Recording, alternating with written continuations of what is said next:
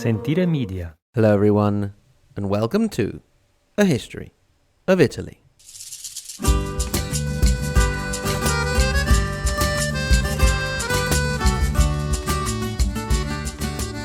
Crossover Episode 2, Part 2, The Fall of the Borgias, with Assassinations Podcast.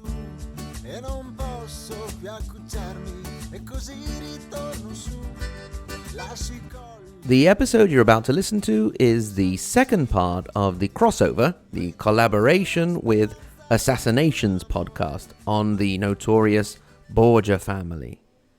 In the previous episode, I spoke about the rise of the family, and Niall Cooper from Assassinations Podcast focused on Cesare Borgia. This time, Niall is going to first of all tell us about Lucrezia Borgia, and then I will trace the downfall of the family. I hope you enjoy the show. Dusk settles upon the eternal city of Rome.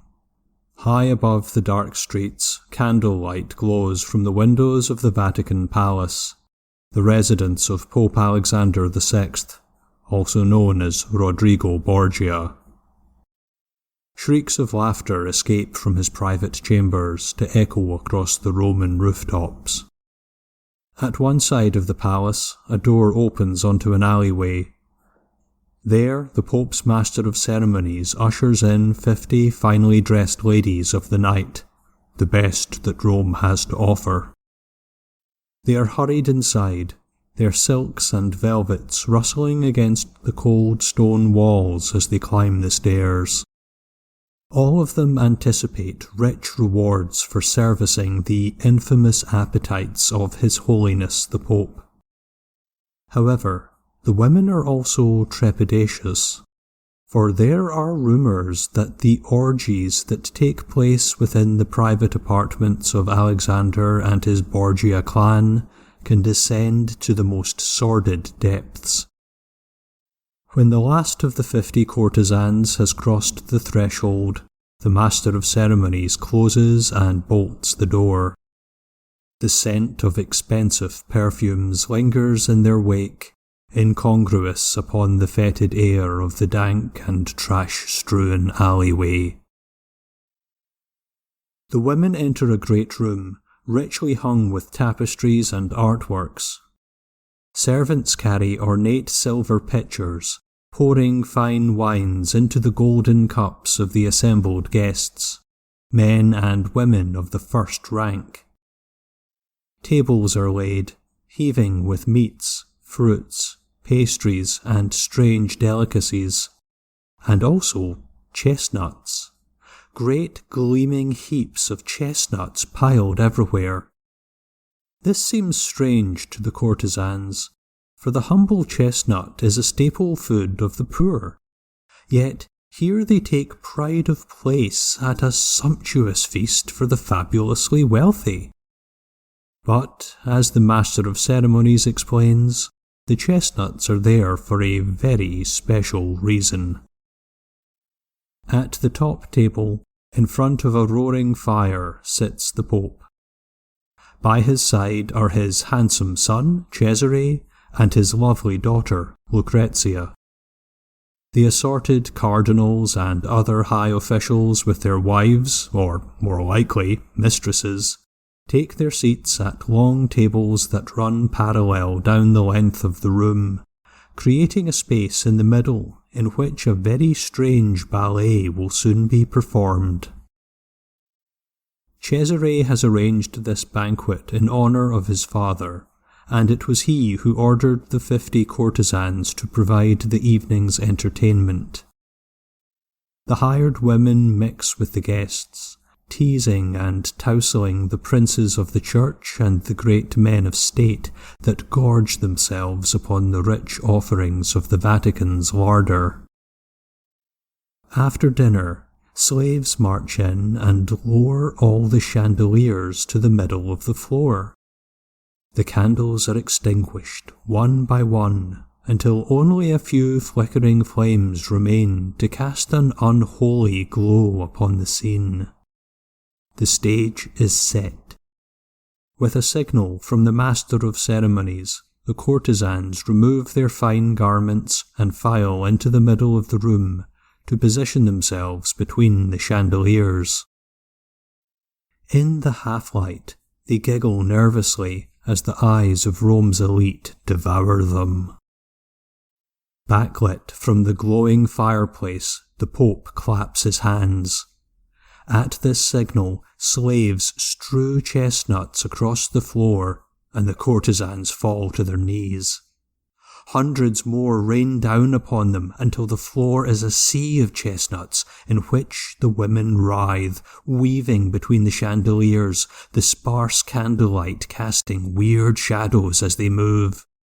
The guests shout and cheer and laugh as the women desperately grab handfuls of chestnuts which fall from their naked arms as quickly as they are gathered.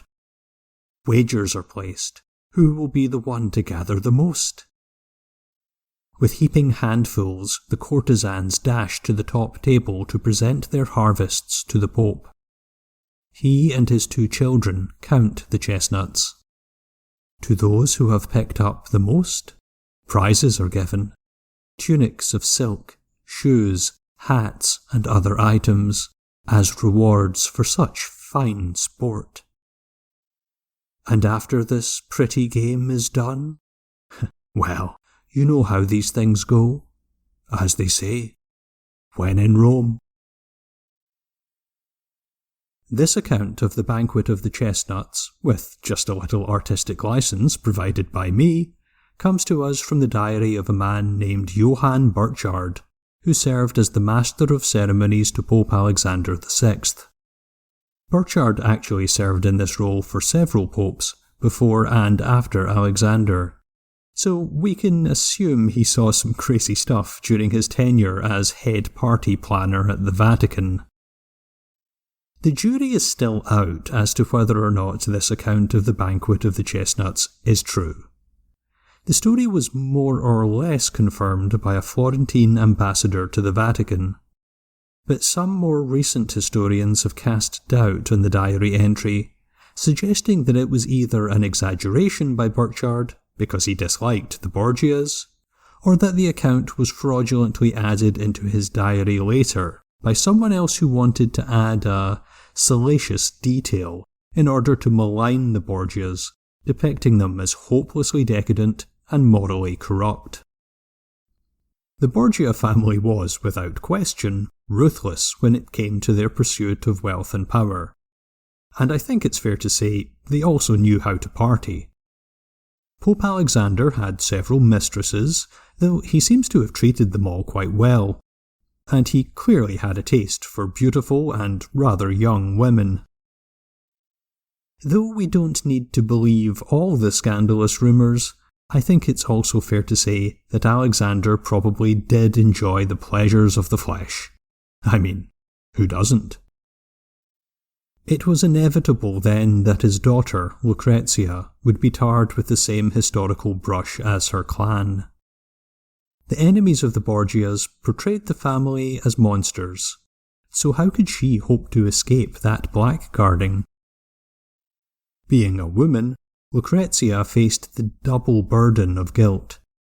By association with her truly scheming male relatives, and on top of that, the insinuation that while her father and brother were debauched, she was something even worse. A whore. To make matters worse in that regard, Lucrezia was a famed beauty, described by contemporaries as having blonde hair that fell past her knees, a clear complexion, hazel eyes that changed colour, with a slender neck and a full high bosom. She was said to possess a natural grace that made her appear to walk on air, and she was accomplished in the manners of courtly life. Ordinarily, these would all be considered admirable assets for a Renaissance noblewoman. But in the brackish waters in which history and propaganda commingle, Lucrezia's beauty came to be seen as nothing more than a lure used to trap men to their doom. The presence of this beautiful young woman in the Vatican offended the sensibilities of the clergy, or at least they could claim to be scandalised by the prominent role that Lucrezia was given within the papal household. One writer at the time noted with indignation that Lucrezia and her ladies-in-waiting were even permitted into St. Peter's Basilica. The shock! On top of all that, Lucrezia also had brains. Her father had arranged for her to receive a better education than most women of her class. As well as studying ladylike subjects such as language and music, in addition to religious instruction, of course, she also received lessons in the humanities, the critical study of philosophy, history, and politics. The church at this time thought that the humanities were a bit iffy. It was still a radical idea to consider human society out with the framework of religious dogma, and this was doubly so when we're talking about the education of women, where the general rule was to focus on the godly qualities of obedience and piety. And Lucrezia put her smarts to good use, assisting her father in the running of the Vatican, something else that offended the profoundly misogynistic clergy and added fuel to the fire of those who claimed that the Borgias were profaning the sanctity of the papacy. Thus Lucrezia became a latter-day Eve, a fallen creature bounden to sin, offering poisoned fruit to unsuspecting men all around her. She was blamed for all the treachery and murder that accompanied the Borgias' dynastic designs. It was even rumoured that she wore a hollow ring, the better to tip a dose of poison into the drink of some unsuspecting man who got in the way of their mad quest for power. And her reputation only got worse as the years rolled on. History can be cruel, not least to women who defy expectations.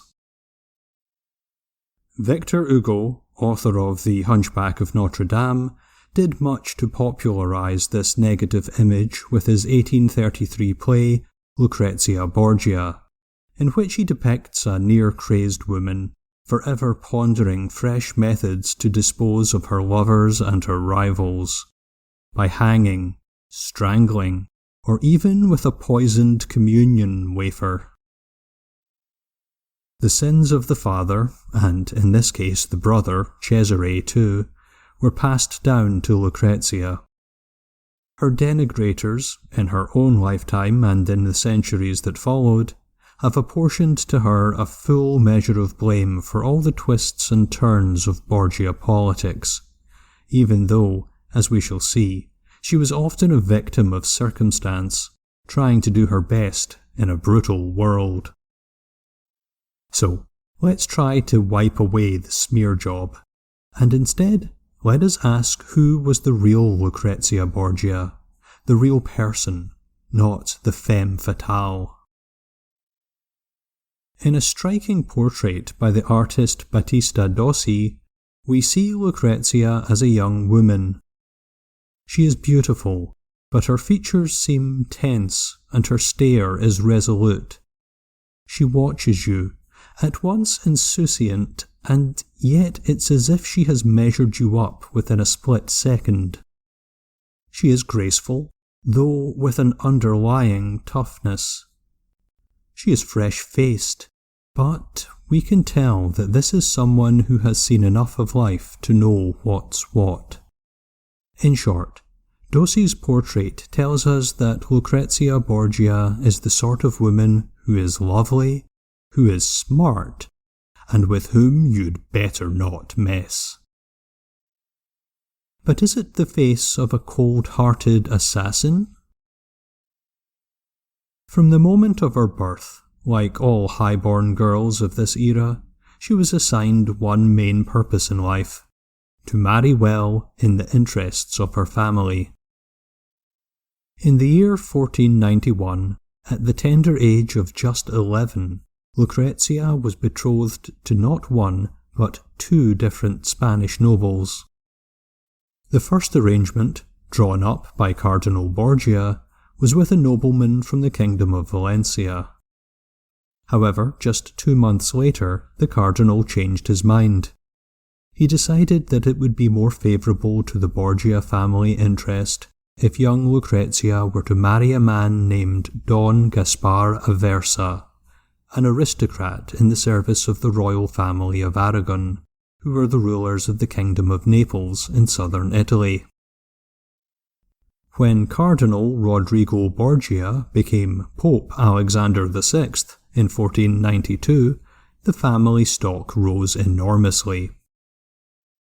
Now, as the daughter of a pope, Lucrezia had a considerably higher value on the marriage market.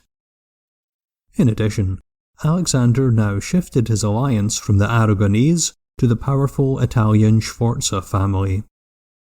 So, her engagement to Gaspar was broken off, and Lucrezia was instead promised in marriage to a man named Giovanni Sforza. Giovanni was also an illegitimate child, but he had inherited his father's titles. He was aged 27 when he married Lucrezia, then aged 13, in a ceremony in Rome in 1493. Marriage was an essential tool of diplomacy and dynastic advancement in the Renaissance, as it had long been before and as it would be for a long time thereafter. It might seem to our modern sensibilities rather cold, calculating and callous to barter one's daughter for the sake of political advantage. And doubly so when that daughter is merely a child. But to Rodrigo Borgia and all those around him, such matrimonial arrangements were the norm. The idea of marriage as a love match between two consenting adults was, quite simply, an alien concept to the pre-modern mindset, at least at the elite level. If it was love you were after, then that was what lovers were for. No, the institution of marriage was a serious business in which love was, at best, an added and unexpected bonus. And we must remember that it would have been shocking and unacceptable, even in the cruel world of Renaissance scheming, for a 13-year-old girl to be properly married, that is to say, to have a consummated marriage.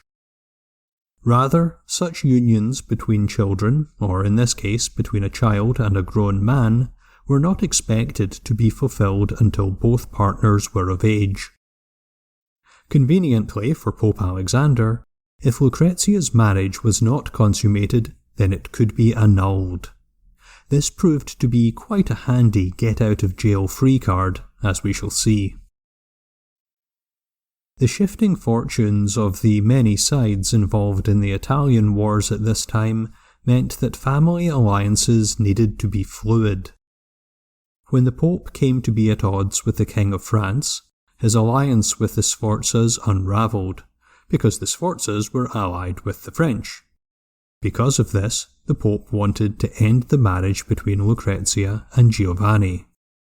Instead, Alexander once again needed to strengthen the bond between his papacy and the royal house of Aragon, which, as I mentioned, ruled the Kingdom of Naples. Divorce, as we know, wasn't an option, so it was necessary to prove that the marriage had never been consummated. The young age of Lucrezia was pointed to as evidence that she was still a virgin. However, by this time she was 16 years of age, reasonably old enough to have a physical relationship with her husband.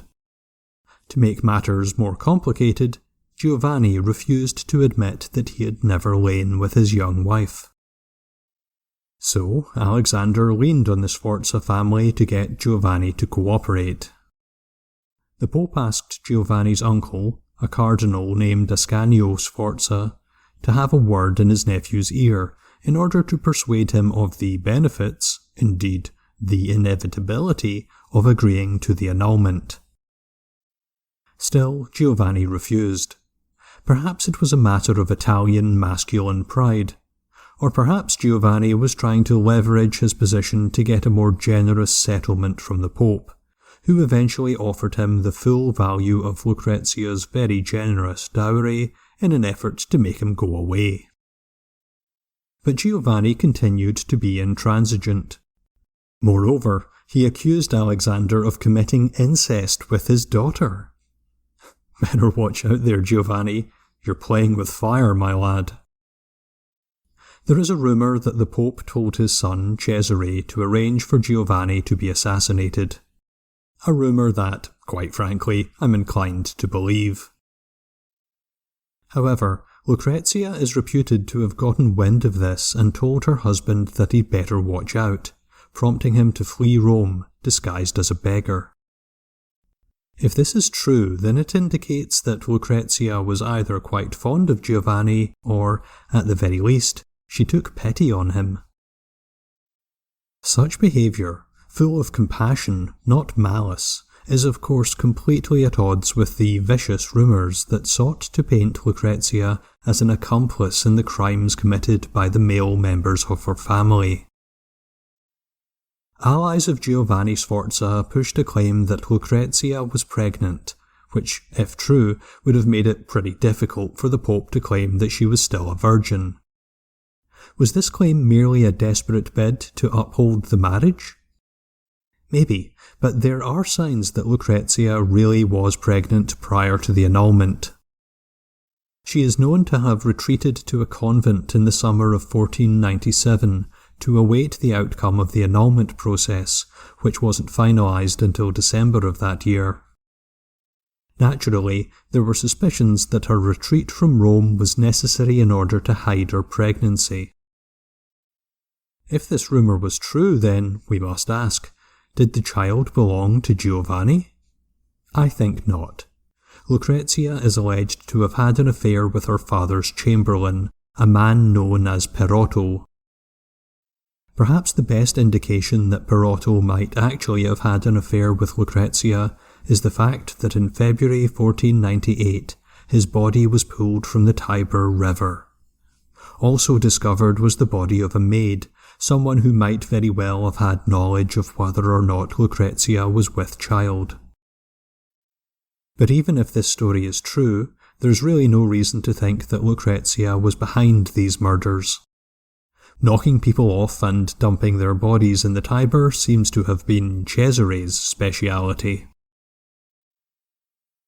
In March of that year, an ambassador to the Vatican reported that Lucrezia had given birth in the convent. Of course, the papal household rejected all such claims as scurrilous rumours. However, a child was born into the Borgia family that year. Was Lucrezia the mother?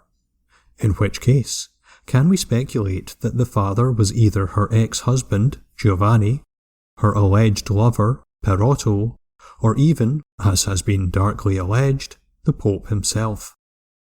Or was the child simply another one of the many bastard children of Alexander or Cesare, with the mother simply being some unknown Roman woman? The Pope issued two contradictory decrees, one saying that the boy belonged to Cesare, and the next declaring that it was his. Perhaps, but the historical consensus these days is that this was Lucrezia's child, and that the father was the unfortunate Perotto. Whoever the father or mother was, the boy grew up in the Vatican and was given the name Giovanni. We'll hear more about him later. In the end, the Pope got what he wanted.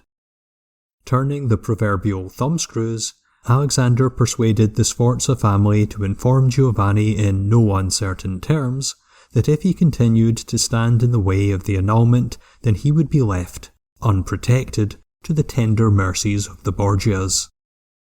Quite wisely, at this point Giovanni acceded to Alexander's demands. In what must have been an excruciatingly embarrassing moment, he signed a document saying that not only had he never made love to his wife, but that, moreover, he was impotent. Ouch!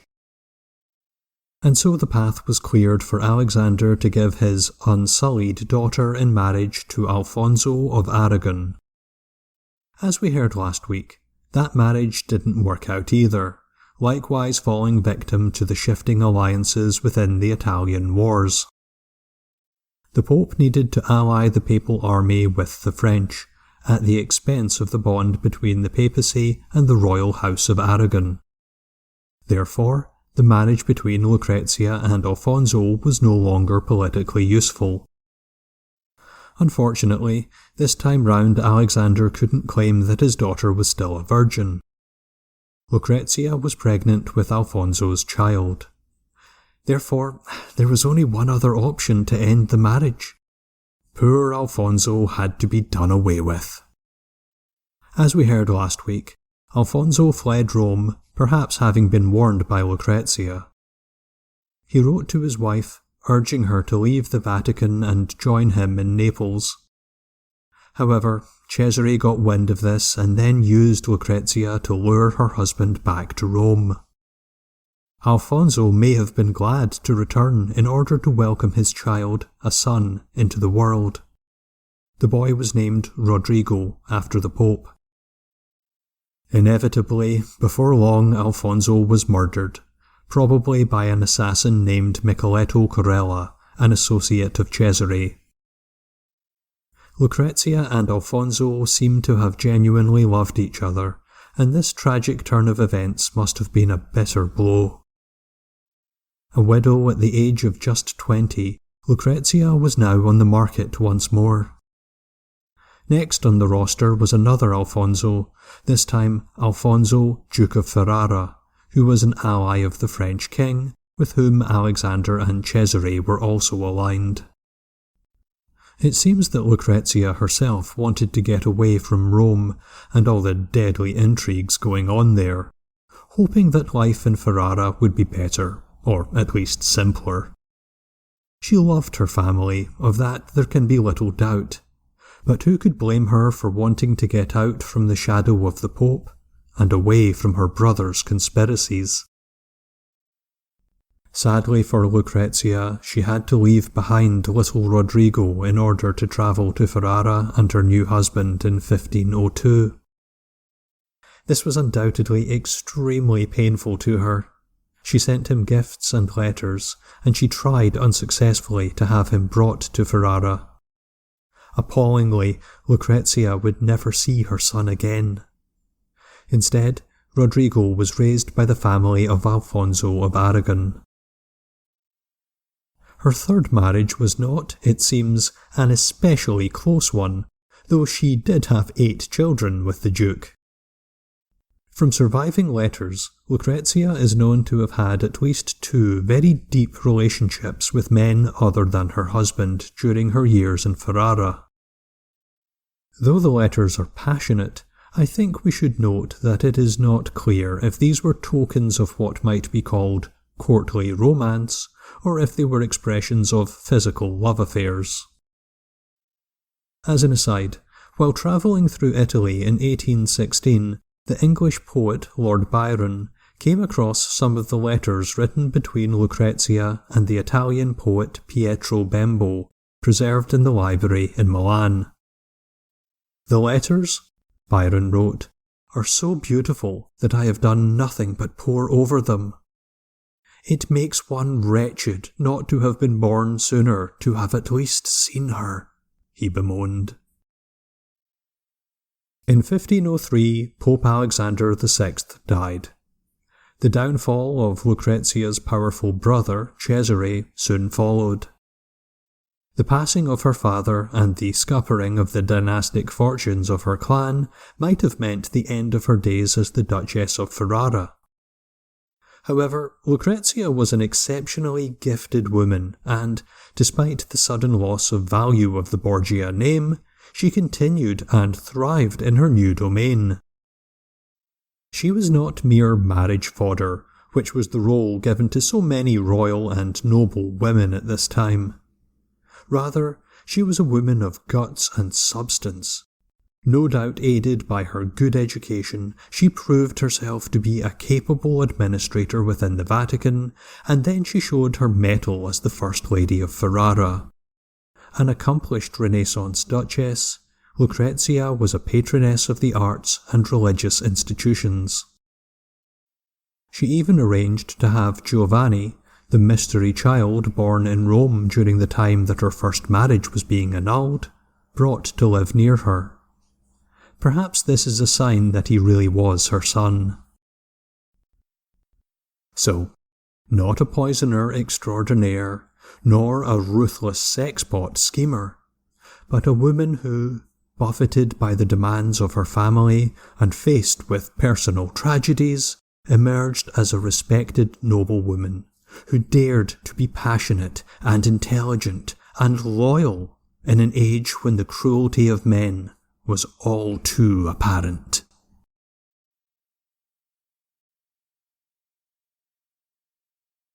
Thanks to the great job done by Assassinations Podcast, we've had an overview of the rise and fall of Cesare Borgia, as well as some of the naughty things he did during that time. We also got a peek at the life and loves of Lucrezia Borgia, his sister. Now, as we move to the close of the Borgia family story, we'll take a closer look at these events. Let's first of all very quickly set the dramatis personae, the characters who will play out our tragedy. We have Rodrigo Borgia, Pope Alexander VI, his eldest son, Cardinal Cesare Borgia, his second son, Giovanni, his daughter Lucrezia, and his youngest son, Goffredo. At the point we're at, Lucrezia is married to Giovanni Sforza, Duke of Pesaro, and a member of the powerful Sforza family of Milan. Cesare is a cardinal who tends to enjoy the wife of his younger brother Goffredo, Sancha, as well as other ladies. She is the illegitimate daughter of the King of Naples. Giovanni Borgia, the Pope's second son, and his favourite, as we heard in Assassinations Podcast, has just been murdered, most likely by Cesare himself. He has left a widow, Maria Enriquez, who was one of the few to openly accuse Cesare of the murder. Pope Alexander was devastated by the death of his favourite, and for a time he played with the idea of repenting his ways and concentrating on reforming the church. But that silly idea was just in passing, and he very soon concentrated the efforts he had put into creating a dynasty with Giovanni onto Cesare. It is said that from this point on, the balance of power shifted, with Cesare calling the shots more and more, and his father simply backing him up. The Pope, for his plans, first looked towards Naples, but he didn't have much luck there for Cesare.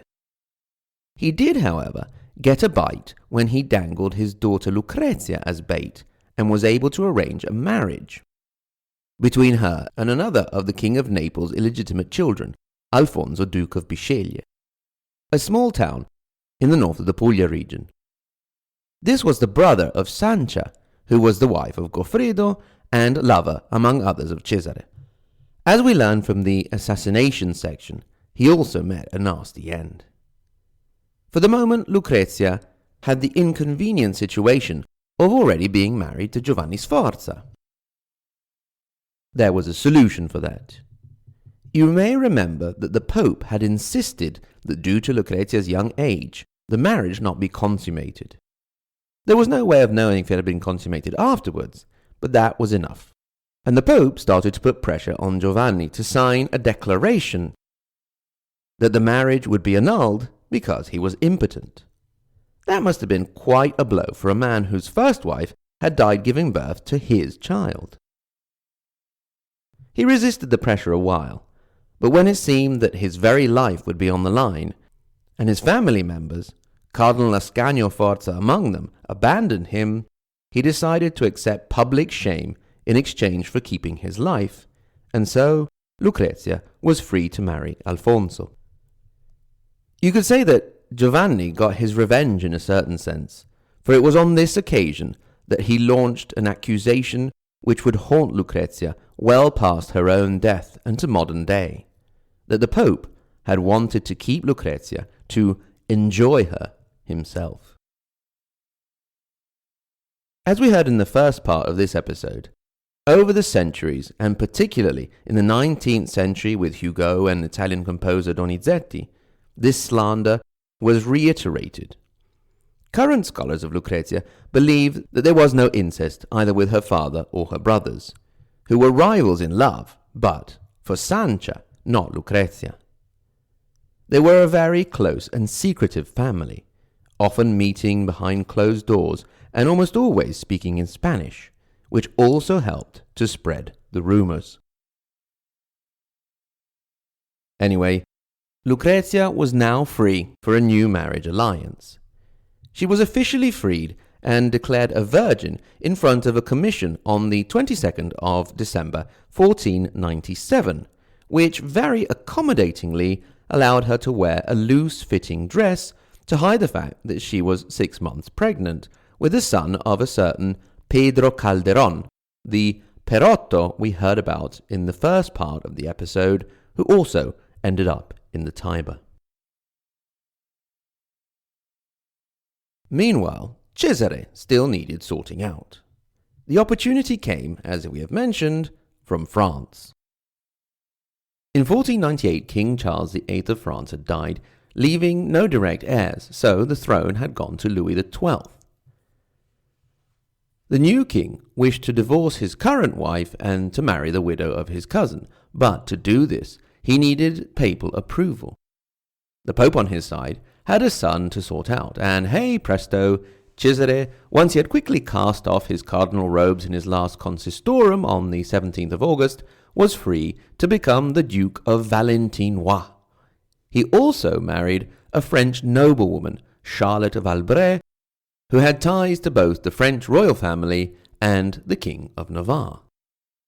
So, with the Pope and the King of France scratching each other's backs, it made it all the more easier when the new French king decided he would not only enforce his claim to the Kingdom of Naples, but also to the Duchy of Milan, which he could claim as a descendant of the Visconti family who had once ruled the city.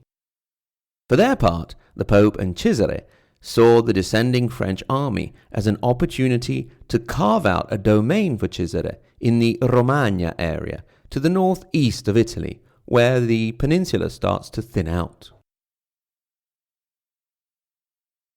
The area was under papal authority, so the rulers there were considered vassals, and it was enough for the Pope to declare that 10 of them were not paying their tributes to justify an invasion by Cesare, supported by the French troops. Cesare first made to take Bologna without a fight, then Imola, and then he made his way to Forlì, where the siege lasted longer. Forlì, in the end, also fell. This first part of the campaign was very successful for 2 main reasons. First of all, Cesare turned out to be a very good general, particularly putting artillery and engineering to good use. Then, the rulers of the area weren't that well loved, so there was not much desire on the part of the local populace to lay down their lives for an unpopular ruler. The progress could have continued, but at this point the French troops were called back to defend Milan from a Sforza counterattack. Cesare took advantage of the break to go and rule Rome through his father. It was at this point that the new cardinals we mentioned on the previous episode of this 2-part series were made, bringing a nice load of cash into the Borgia coffers that could go and help finance the new war effort. He remained behind the scenes in this period, both figuratively and physically, since he was suffering from a flare-up of the syphilis that he had contracted in 1497 in Naples. When he did go out in public, he would wear the leather mask that was mentioned at the end of episode 1. This only added to the air of mystery of the man who was a master at hiding his thoughts and feelings. Meanwhile, the French had managed to repel the Sforza counterattack on Milan and were free to offer Cesare their support again in exchange for his help in dismantling the Kingdom of Naples. It was at this point that Lucrezia's husband, Alfonso, son of the King of Naples, was in the way, and as we know, he was assassinated in the summer of 1500. Lucrezia, who had truly loved her husband, was devastated, crying uncontrollably for days. It was probably at this point that she decided that her future lay away from Rome and the dark shadow of her father and brother. She continued to be very close to her family, believing the version according to which Alfonso had been involved in a plot to assassinate the Borgias. But from then on, she would make every effort to distance herself. So now Cesare could see clearly now the rain was gone. He could see all the obstacles in his way, and it was going to be a bright, sunshiny day for him, he hoped. To renew his military campaign, he took on perhaps the greatest artillery expert in Italy at the time, Vitellozzo Vitelli. In the list of imaginative names, this was a pretty good one. Vitello is a bullock, as in a young bull, and the ozzo at the end of any word is used to express a bigger version of it. So his name would have sounded something like Big Bullock Bullocks.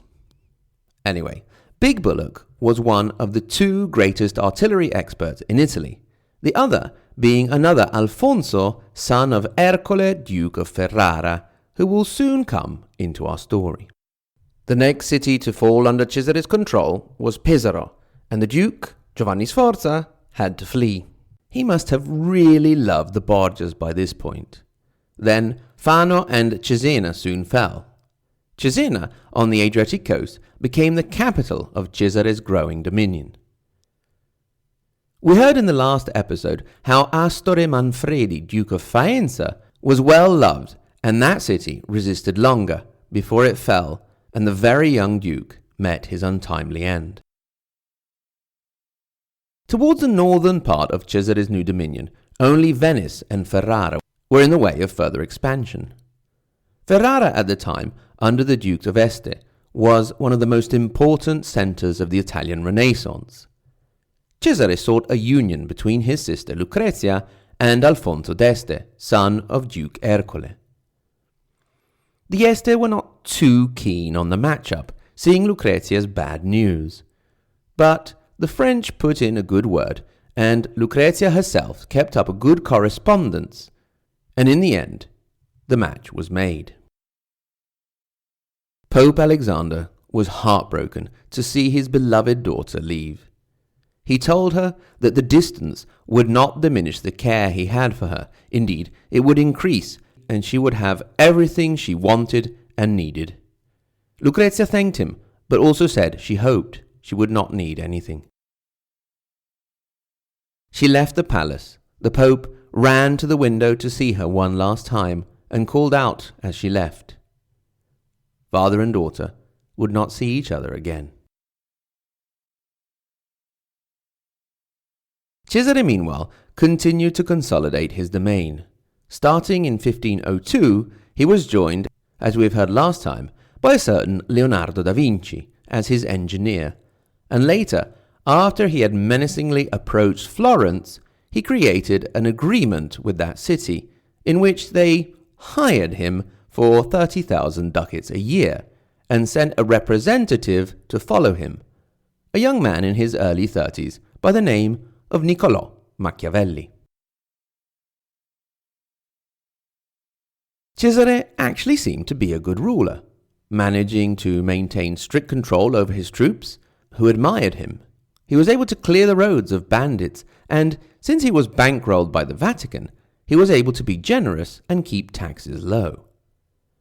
He also managed to add Urbino to his holdings by rather sneaky means. He asked the Duke there, Guidobaldo, to send troops to help him, and then, when the city was almost unguarded, attacked and took it. Things were looking pretty good. Obviously, it could not last. Trouble started as Cesare's expansion started to threaten the possessions of important families who were tied to some of his captains. 4 of them, including Vitellozzo Vitelli, rebelled. The rebellion didn't last long due to diverse interests among the rebels, and soon enough they were trying to win back the favour of Cesare by taking Senigallia for him, a city on the Adriatic coast. Most likely, neither the rebels nor Cesare were under any illusion that the new peace could last. When Cesare arrived in the newly conquered city, he told his captains to send their troops outside the walls. Once there, under his control, as you know, he had them killed. Two of the rebels, two Orsini brothers, had a family member who was a cardinal, so they survived a bit longer. Long enough for Pope Alexander to arrest said cardinal on trumped-up charges, and then the two could be killed. Cesare was now in political and military control again. However, if there was one thing he could not control, it was nature. In the summer of 1503, Cesare was in Rome. On the 11th of August of that year, Alexander was celebrating his 11th year as Pope. Despite the festive occasion, he was not in a good mood. The next day revealed the reason why. Both Alexander and Cesare took to their beds with high fever. On the 18th, Rodrigo Borgia, Pope Alexander VI, died.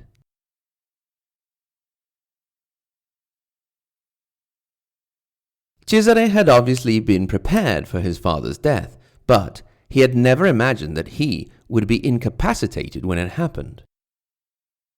The greatest risk now was that the arch-enemy of the Borgias, Cardinal Giuliano della Rovere, would become pope. This danger seemed to have been averted when another Piccolomini, Francesco, was made Pius III. Unfortunately for Cesare's plans, Pius was elected on the 22nd of September, had his ceremony on the 8th of October, fell ill on the 13th, and died on the 18th. This time around, Cesare had to give in, and his cardinals supported Della Rovere at the next conclave, and he became Pope Julius II. Things might have actually worked between the two men. The Pope would have been quite happy to have Cesare as a buffer between the Papal States and Venice. But, as we have seen, for Cesare Borgia there was no middle ground. It was all or nothing. The Pope soon turned against him, and he was captured as he tried to leave Ostia, and held prisoner until he revealed the codes to his last castles, where his captains, loyal to the end, resisted. It was in this period too that, for the first time, Cesare showed some emotion, breaking down in desperation, much to the disgust of Machiavelli. Once his lands were in the Pope's hands, Cesare was released and sought refuge in Naples. There, once again, he took up with Sancha and was happy for a time, even nursing hopes of rebuilding an army to take back what he had lost. It was not to be. He was shipped off to be a captive in Valencia, back to where the first Borgia had left for Italy 72 years earlier. His captivity was not the end of his story. He managed a daring escape and had to live off the land crossing enemy territory, greatly adding to his legend. He made his way to Navarre and his relations and ended up being employed by the King of Navarre as a military leader. He died fighting near Navarre on the 11th of March, 1507. Apparently, he had rushed into a group of foes on his own, and witnesses did not understand why such an experienced commander would put his life at risk in such a way.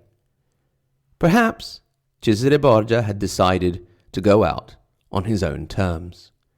He was 31 years old. Lucrezia, who had meanwhile become the Duchess in her own right after the death of her father-in-law, Ercole d'Este, took the news with deep sadness, but maintained her composure as she had done for the death of her father. She lived on until 1519, greatly loved by the people of Ferrara, and striving to distance Lucrezia, Duchess of Ferrara, from Lucrezia Borgia of Rome. As we record this, it is the 500th anniversary of her death. The name Borgia did not disappear.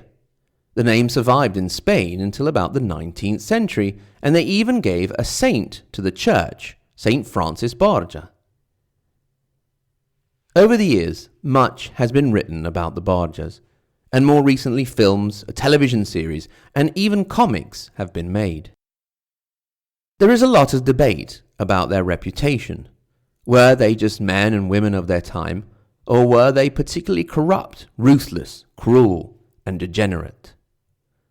Whatever you may think, one cannot deny that the Borgias are the stuff of legend.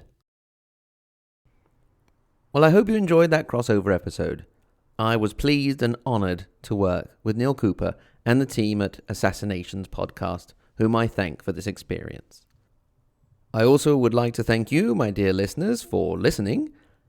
At this point, I usually thank my Patreon supporters, but in this crossover section, I've decided to use the time to thank my PayPal supporters. So, once again, I would like to thank Ron D, Brenda W, Emily D, John K, William K, Ignacio P, Marco M, and Teresa C. With regard to Patreon instead, if you head over there, you can hear a wrap-up chat between me and Neil about the Borgias and our projects and ideas for the future. If you aren't already a listener of Assassinations Podcast, then rush over immediately to assassinationspodcast.com or look them up wherever you get your podcasts. Once again, thanks to everyone for listening, and until next time, arrivederci.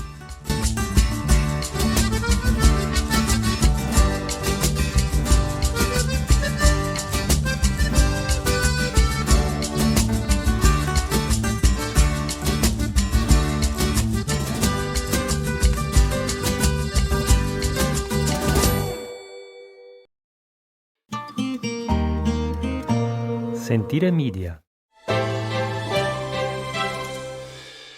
Hey, podcast producers and show hosts. Do you want to join a podcast network that celebrates all things Italian? At Sentire Media, we understand the allure of Italy and its unique culture. Our devoted team of hosts and producers are all driven by their shared passion for Italy. And we work tirelessly to create the best lifestyle podcasts and content that will whisk you away to the very heart of Italy. With us, you can savor the mouth-watering flavors, get lost in the stories from the past, break down the cultural barriers, and truly immerse yourself in the vibrant traditions of this intoxicating country. If you have a great podcast idea or are already in production and would like to join Sentire Media, head over to sentiremedia.com, that's SENTIRE media.com, and find out how to submit your show.